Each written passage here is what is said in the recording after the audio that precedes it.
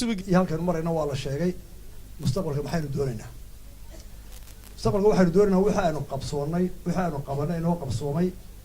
hawl kasta oo la galo haddii aad guri dhisayso markaad dhisto inta u dambaysa rinjiga iyo albaabada iyo waxa la dhigaya iyo waxbaa soo baxa qabyo markaa naashnaashkaasaa la saxaa marka waxaynu eegaynaa marka hore wixii aynu qabanay wixii caqabada inagu horiyey wixii u baahan in la saxo iyo meelaha markii hawshii laga dhex galay ay ka soo baxeen dhibaatooyin waxaynu ku dari dabaqii kala dhisaarre guriga markaa hawlahaynu soo qabanay ee u baahan inaynu ku noqono waxaa kamid ah waxbarashada bilaash baynu ka dhignay hadday ardaydu markii hore waxay ahaayeen waxbarashada laga dhigay tiradoodu bilaashka laga dhigay waxay 30 kun iminkana waxay marayaan 54 kun waa labilaab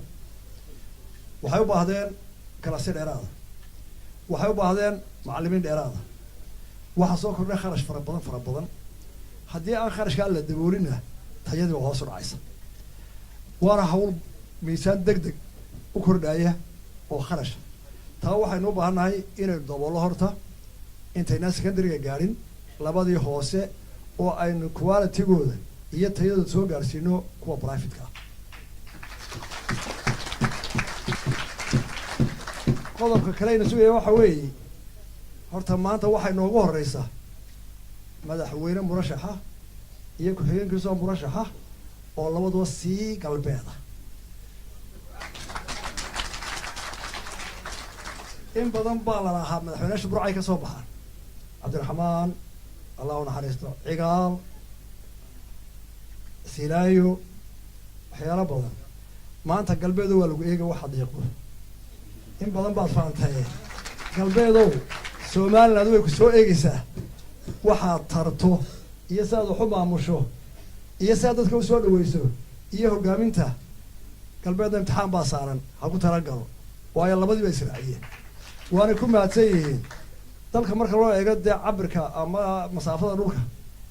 labada murashaxa iminka jira marka la eego kama aha marka dalka 5 meelood oo qayb meel ahaan kama dalka xaggaasuu badan yahay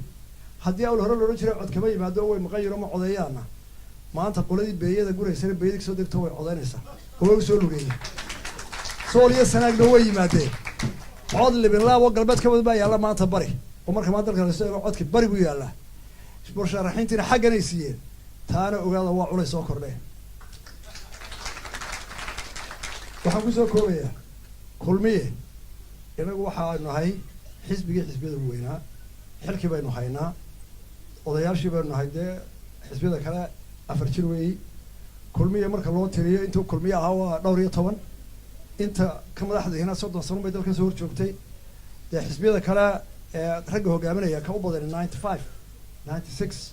ayuu soo galay siyaasadda marka waa inay u dul qaataan wax alle wixii qardafooyin kaga yimaada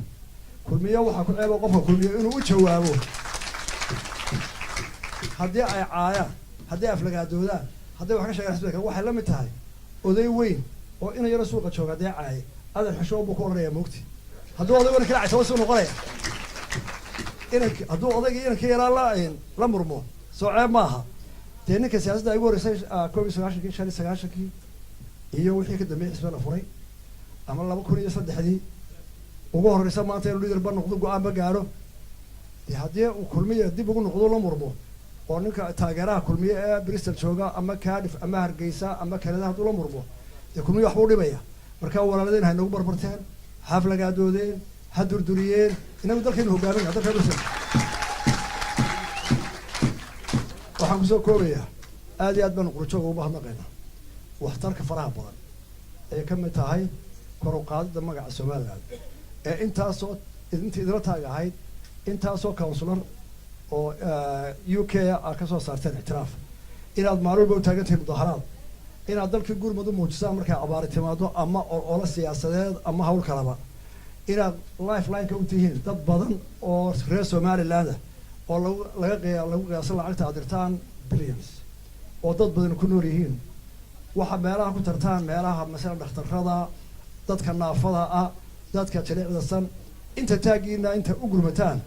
dadkiinu waa idin og yahay ilaahayna wuu ka abaal marinaya inta waxa dheer oo idinkaga hawl badan caruurta ah ku haysaan qurbe